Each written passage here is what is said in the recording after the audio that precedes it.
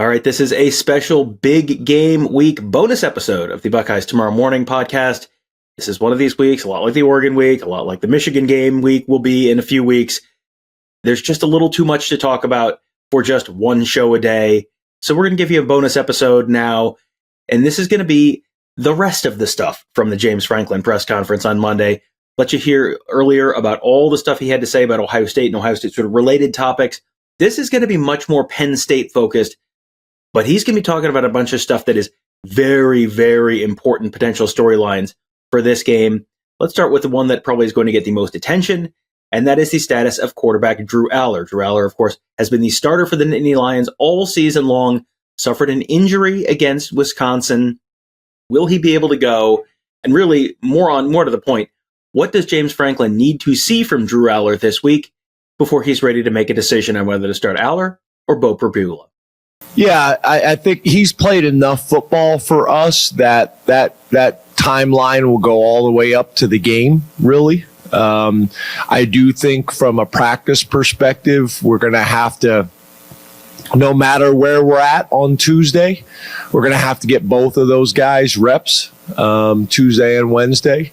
But it's too early to tell at this point. But he's played enough football that I think that decision will go all the way up to game time. But the reality is we're going to have both guys ready, and you could even make the argument all three guys ready, which is challenging to do in a game week, is to try to get all those guys ready. So have had some conversations with Dani and Andy about that already. We'll continue to have conversations about it, but I do think Drew has played enough football that it'll go all the way up to game time until we make that decision. A big game week means a big game week for distractions as well. It's going to be a big recruiting weekend for the Nittany Lions. It's also a big week for NIL for players and for media attention. So how does James Franklin deal with that to balance the fact that there's a lot more interest, a lot more opportunities, but also that can mean a lot more distractions? Nothing changes for us. We have our same process with the players in terms of how we operate, with those topics in season. And our guys do a good job with that. I think that's probably, it's funny because I just talked about that this morning in the staff meeting. I think that's a big part of my job, right, is we have some media policies, kind of just how we govern ourselves and how we go about our business, which is magnified on weeks like this when everybody reaches out and wants to do interviews with specific players. And by saying, hey, players are only going to do 2 interviews max per week helps with that, helps manage that. And then it's kind of the same with the staff. We're not a Bill Belichick level of program in terms of it's a one voice deal. We don't go to that extreme, but we're also just not wide open either. So trying to keep this thing as consistent and as structured as possible, so that we can stick to our normal routine. But all the other things, the stadium, different things that are going on, we don't deal with that. That's where Vinny and Pat and the administration handle all those things. For me, I'm worried about the Lash football building and the practice facility and then Beaver Stadium, the playing surface in the locker room, and all those other things outside of that. We try not to spend any, if not very little time on it. If Drew Allar is not able to go on Saturday, it would be Beau Pribula getting the start for the Nittany Lions. What was the most important or impressive part of Pribula's performance in the win at Wisconsin, where he had to come off the bench and sort of save the day for the Nittany Lions? And how is the offense different with him at quarterback than when they have Drew Allar in there? And you're going to hear him talk about Andy here. That would be Andy Kotelnicki, the Penn State offensive coordinator. Well, a couple things, if I'm understanding your question correctly. I think as a defense, it's difficult because I think when you're preparing for Drew, and Beau will have his few plays that we sprinkle in there per quarter. That's difficult, but when the kind of the game plan flips, right? And Beau's in there. It changes it dramatically, I think, for the defense. And that is difficult. Most people aren't built like that, right? Your quarterbacks are all similar type guys, and ours are very different in a lot of ways. I don't think we're in a situation where the offense totally changes. But what's nice about us, and it was a big reason in bringing Andy here, is we do enough things and we have enough diversity within our playbook that we are able to focus on the strengths of the players that are in there. And that's all I really did on Saturday, was just remind Andy of that, because this was a little bit of a problem in the past in practice and in games, that you really should strategically call the game differently now with Beau in the game, and just reminding Andy of that. Let's call this game playing to Beau's strengths. So obviously the threat of the quarterback run impacts the defense. The spike of more quarterback possible runs and scrambles affects the defense. And then obviously the strength in the passing games, Beau still can do all those things as well. So it's just, it's another kind of level of concern that I think it creates for the defense of things that they have to deal with. So I think the other thing I think that's really important that probably has not gotten talked about a whole lot is just the way Beau has gone about his business since he's arrived on this campus. He's got everybody's respect and confidence and trust, so that when he went in the game, I think there was a lot of confidence from our team that, we are blessed and fortunate to have a guy like Beau here in that role. One of the other big injury questions this week for Penn State involves Dani Dennis-Sutton. He is one of the pass rushers for the Nittany Lions. Looked like he could be one of the potential mismatches that they might be able to take advantage of against a banged-up Ohio State offensive line. And then he suffered a groin injury at Lapeer against Wisconsin. So, is he in the same boat as Drew Allar in terms of having enough experience to just sort of be able to take the decision right up to game time and not necessarily need to practice to play? You're going to hear about also in this answer, hear him talk about Max. He's talking about Max Granville, who is a freshman defensive end out of Texas, who might be called on if Dennis-Sutton cannot play. Dani will have the ability to play in this game. He's played a ton of football. He's super mature. He's very intelligent. He's thoughtful. He's hardworking. He's been in the training room the last 2 days. Every time I've gone down there, he's down there. So same thing. We'll go right up to game time to see kind of where we're at with things. If he's able to go, he'll go.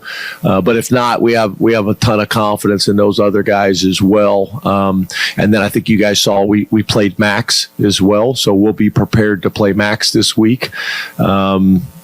He's still under the threshold of redshirting, which we'd like to try to do if we can. But if it comes down to winning, we're gonna do what we got to do to win the game, and Max is on board with that as well. So too early to tell at this point. But yeah, those are veteran guys that have played enough football and are intelligent guys that we feel like they'll be able to go in and get the job done. You heard him earlier reference Andy Kotelnicki, the new offensive coordinator. What made him an attractive OC target for James Franklin to begin with? And once again, we're going to give you a little subtext here. You'll hear him talk about Lance, that is Lance Leipold, who is the former Buffalo head coach, now at Kansas. Yeah, so a couple things. Andy has been kind of on my radar for a while. Actually interviewed him for our tight ends job when I hired Ty Howell. We played Buffalo when him and Lance were at Buffalo and had done a good job. And then Lance and Andy came and visited a couple times. I got a ton of respect for Lance and what he's been able to do. And then, Andy's been calling plays for a long time. I think he's been doing it for 19 years, and there's value in that type of experience. But probably the thing, Dennis, to answer your question specifically was, we did some really good things the last couple of years, but where we were lacking last year is in explosive plays. So then we kind of started to look at who are the coordinators and who are the teams that are producing explosive plays, and not just because their genetics are better. Like, where are the explosive plays coming from? How are they being created? Are they happening on a consistent basis? And also, are they doing it against their biggest competition? So when you kind of looked at those types of things, the list narrowed down pretty quickly. And then the fact that we had already had a relationship and been talking for a while, that helped. And then obviously I know how Lance felt about him, and I have so much respect for Lance. And then I will say this too. I got to give Kansas and Lance, and I got to give their athletic director a ton of credit because it wasn't easy hiring him. He's been with Lance for a long time. You don't make that move unless you feel good about it. And I think Kansas is committed to winning in football at a level that we probably haven't seen for a long time. And that's a credit to their head coach and their athletic director as well, because it wasn't easy to hire him. The third of the potential big injury stories this week is at right tackle when Anthony Donkoh is hurt. Will he be able to go? We'll see. Nolan Rucci, former 5-star recruit, is behind him as a potential backup and the guy next man up if Donkoh is not able to play. But it sounds like this is a little bit of a different situation where with Donkoh not necessarily being able to have as much experience as the other guys we talked about earlier, they might not be in the same boat in terms of when they need to make a decision there. Yeah, so obviously I don't think Anthony's in the same category of those guys in terms of just the number of games he's played in. I mean, he's really a first-year starter this year. Both Dani and Drew are multiple-year starters now, so it's a little bit different. We've already been playing Rucci a bunch anyway, but we're going to need both of those guys. So, living in the training room.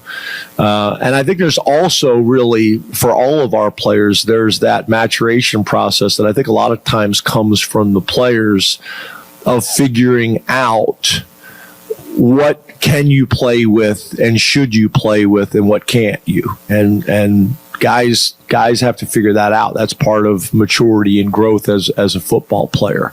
Obviously, ultimately, the medical people will step in there when a guy can't play. But I'm talking about the guys that can play that have to kind of figure out how to play with those bumps and bruises and things like that. So that's where that leadership is really important. I think Donkoh is working through that right now. This week will be really important. He's a great kid. He's a smart kid. He was in the training room when I left as well, him and Rucci. So we expect to play both of those guys, but it's too early to say. I've talked before about the fact that I always like talking to James Franklin at Big Ten Media Days, and I know there's lots of other stuff going on around James Franklin, and he's not necessarily universally loved, but you do get thoughtful answers out of him when you're sitting down and talking to him in a media setting. And so this is an example of that. He was asked, what is the identity of his team right now at this point of the season? Do they know what the identity of the team is? Now, he's not going to answer the question, but he's not going to answer the question in a really interesting way, because it really kind of gets into how he approaches preparation for when they're facing other teams. Yeah, good question, and I understand the question. I'm not going to answer that because in my mind, what I try to do every single week is try to get the identity of the team we're playing and use that against them. I think whenever you can say, okay, this is what this team's identity is, and we're going to take it away, and use it in our advantage. So I think you guys got a pretty good idea at this stage of what our identity is and how we've played and how we've won games. But I don't think there's a question of that anymore. I think the first 3 to 4 games, there was some questions about that, who we were going to be. But I think at this stage that's pretty established. And more times than not, it doesn't matter what I say. It's what you guys say and what you guys write anyway that matters. So I'll let you describe that. If Beau Pribula is forced to go because Drew Allar is not available on Saturday, it will make the Penn State offense different, certainly, than it would be under Allar. Pribula has a much better scramble game, much more mobile than Allar is, but he's also grown quite a bit since high school as a passer. Jim Franklin was asked about Beau Pribula's growth in the throw game. Yeah, I even go back to watching him in high school. I remember, as you guys know, I try to go out and see all the seniors if I can that are committed to us. And I remember going and watching him play, and I remember coming back and just being so impressed. The game looked so easy to him. He was so poised. The game I was at, you guys can go back and look at, but it was like, I want to say it was like 14 of 16 or something like that. It just looked so easy to him. Athletically, accuracy, decision making. I came back and was just really impressed watching him play live. And then he showed up on our campus, and he's smart, and he's mature, and he's extremely competitive, and attacks it in every area: the weight room, the classroom, on the field. His teammates love him. He's just done everything kind of the right way. And I think probably the thing that everybody talks about is his ability to make plays with his legs. But I don't think there's anybody within our program that also doesn't believe that he can do it with his arm too. He's got a different throwing kind of style and mechanics than what Drew does. But he gets a ton of reps and a ton of opportunities. And I will say this too, in the past, there was some challenges where I felt like when he played, we had to call the game differently. And I still believe that. But I also think there's some times in the past where we didn't do that. And he would play more of a style of play like Drew. And I think in a lot of ways that's benefited him too, because he's had to prepare as if he's not the mobile quarterback that he is. So I think there's positives that come from that as well throughout his development. But I thought Andy did a phenomenal job of calling the game based on his strengths. And then I think the other thing is, I would make the argument, just like we've talked about in the past, when he goes in the game, it does impact our running game and forces them to defend the field, just like Drew's ability to pull the ball now and run out the backside, I think has really impacted our running game this year. I would say the same thing in the pass game. Beau's threat as a runner, just like play action pass, create some opportunities. People may feel like they have to spy him, so now you're leaving somebody that you're not dropping into coverage, which creates some more opportunities to throw the ball down the field. So it's another weapon. It's another thing that they have to deal with, and I've been very, very pleased with his overall development as a total quarterback, more than just his athleticism and his legs. And finally, another name that I'm sure people know already from the Penn State defense, Abdul Carter, defensive end. He's another guy who I think a lot of people are sort of looking at with a little bit of concern this week, given some of Ohio State's struggles on the offensive line and what that might look like against a rush edge like Abdul Carter. Penn State actually did something a little different with Carter last week. They had him play off ball as a linebacker last week. That's something they had not really shown before. So what goes into a decision like that for James Franklin, and decisions on when you make a tweak like that? I think the biggest thing is we want to make sure, just like on offense from a game plan and perspective, kind of like what you do with Tyler Warren, very similar defensively, right? If Abdul Carter is always lined up at the same side at defensive end, then you can see what happens, right? People are going to make sure they always have a running back chip into that side, or they line up a tight end to that side to extend the length of the line of scrimmage, or the offensive line, to widen him from the quarterback, to now chip him with the tight end on the way out. It's funny because sometimes, people say, well, they're in an empty formation, but they're really not, because they got a tight end in the wing position and a running back in the wing position, nobody in the backfield, but it's not really an empty formation. So what you're trying to do is you're trying to game plan on defense where you can move Abdul around, where the offense can't say we're always going to chip with a tight end, chip with a running back, slide the line to try to create a double team to his side with the guard and tackle. And by moving him around from left defensive end to right defensive end to an off-the-ball linebacker who now can walk up into like a bear front over the center, or off the ball and blitz, there's obviously an advantage to doing that. I think the other thing is his linebacker days help him as a dropper as well, because although defensive ends typically drop in a lot of people's schemes, it's not something that they're natural at, where Abdul, that comes very natural to him. He's made interceptions and plays in the passing game in that role as well. But obviously, more times than not, we'd prefer him rushing the quarterback. So just having diversity within what we do is important schematically, but also to put him in the best position to be productive and cause challenges and issues for the offensive coordinator and the quarterback and the center to ID where he's going to be and how they're going to account for him. So very similar to what we're doing on offense with Tyler Warren, trying to do the same thing on defense with Abdul. Some of those things, to your point, we've done that week based on our opponent and where we think there's issues. And then on top of that, some of them are game plan specific based on who you're playing, or you've been working on it for the last couple weeks, just waiting for the right time to use it. So that will do it for this episode of the Buckeyes Tomorrow Morning podcast. We'll be back with more on Tuesday. Going to get a chance to talk to Ohio State head coach Ryan Day, defensive coordinator Jim Knowles, and offensive coordinator Chip Kelly. There'll be a lot of stuff to talk about there with all three of those guys.